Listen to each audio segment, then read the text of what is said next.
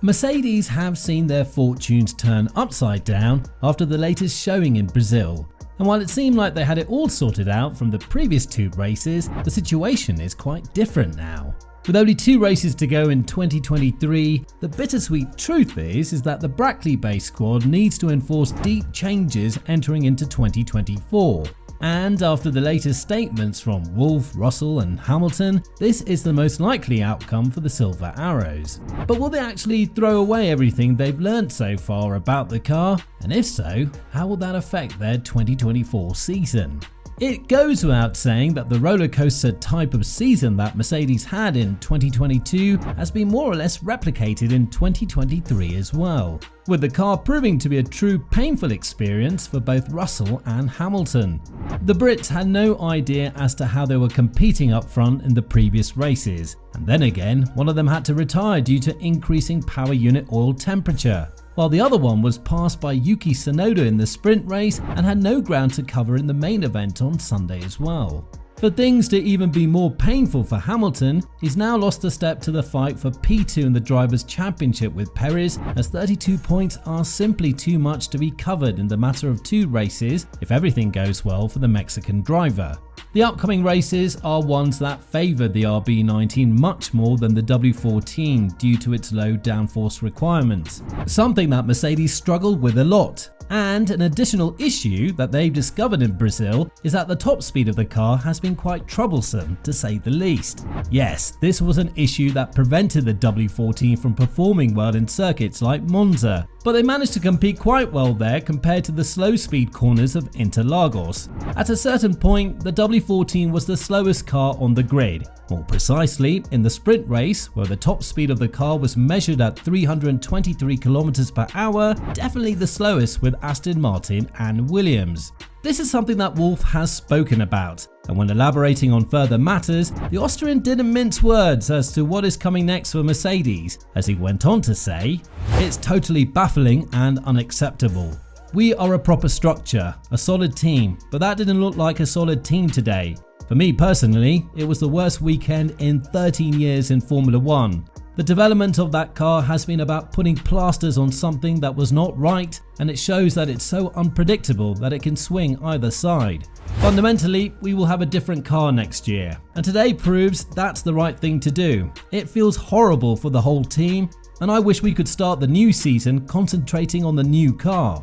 Well, the feeling about the W14 is shared by Hamilton and Russell as well, with the difference that Russell doesn't feel the car was much different in Brazil, as the younger Brit said that the car has been like this for the past 5 races, and there was nothing much he could do about it. His frustrations after the Sao Paulo GP have been quite evident, mostly because the tactics turned out to bite him in the back, as he promised to not attack Lewis and keep himself in the DRS range, but that still didn't help him from being overtaken by Sainz, Stroll and Perez in the latter courses of the race.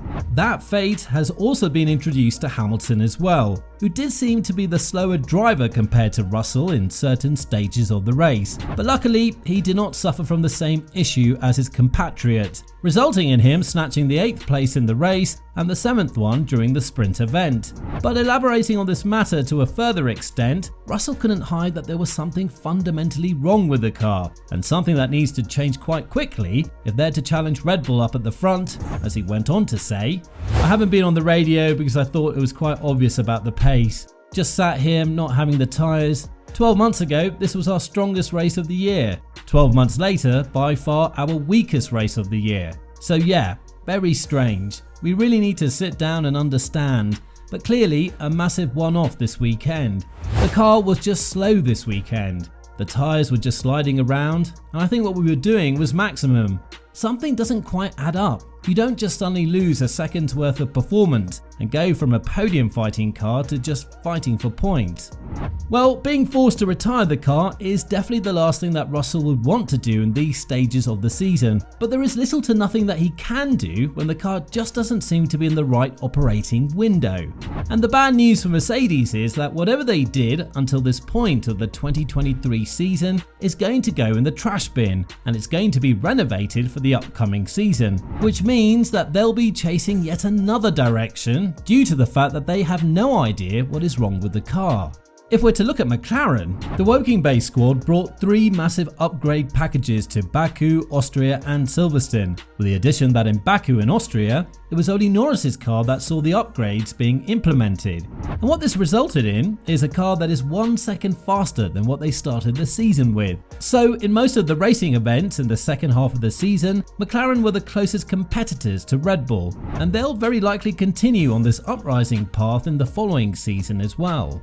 With Ferrari struggling to even start a race in the first place due to hydraulics issues in Brazil, the hopes of Mercedes that they will deal another blow to their fiercest rivals in the Constructors' Championship have arisen. But they've been shut down very quickly once Russell's DNF and Sainz's pace have been put on the table.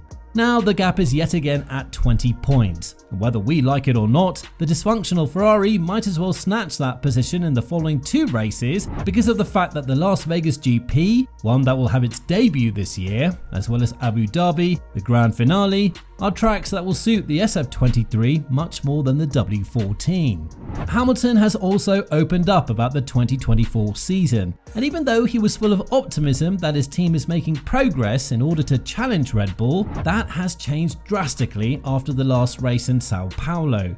When talking about this matter, the disappointment in his voice was clearly visible, as he went on to say, "I knew that we would have a difficult day. Nothing changed in the car from yesterday to today, so I knew it would be a tough one. Yesterday, I just ate through the tyres with an unexpected lack of pace. I think I drove better today in terms of at least making my stints, but we were just slow. Ultimately, in the moment, it is a step back. But as a team, we'll just come together and we'll try and push forward. There'll be a lot of analysis this week after today. I'm sure there'll be things that will be like, maybe if we'd done this, it would have been better. But I think still ultimately the car didn't work here for some reason, and that's the way it is. The Red Bull I think is so far away, I think they're probably going to be very clear for the next couple of years." Well, the new floor in Austin did boost hopes for Mercedes, but after the Brazilian GP, fortunes have switched very quickly for the Silver Arrows, and whether we like it or not, this is the current reality of the Silver Arrows. The track on which they expected to perform on very strong levels has turned out to be drastically bad for them, and in the following months, they'll have one of the hardest missions to compete for the 2024 season. Wolff has even commented that he wouldn't be surprised if they strip down the car and find out that there is a mechanical issue underneath all of the misery that his drivers had to put up through, and that's why the challenge has been made even bigger for the Silver Arrows to come out on top of their problems. So, with this in mind, do you think that Mercedes has what it takes to push through with their issues and build a competitive car in 2024? Let us know in the comments down below.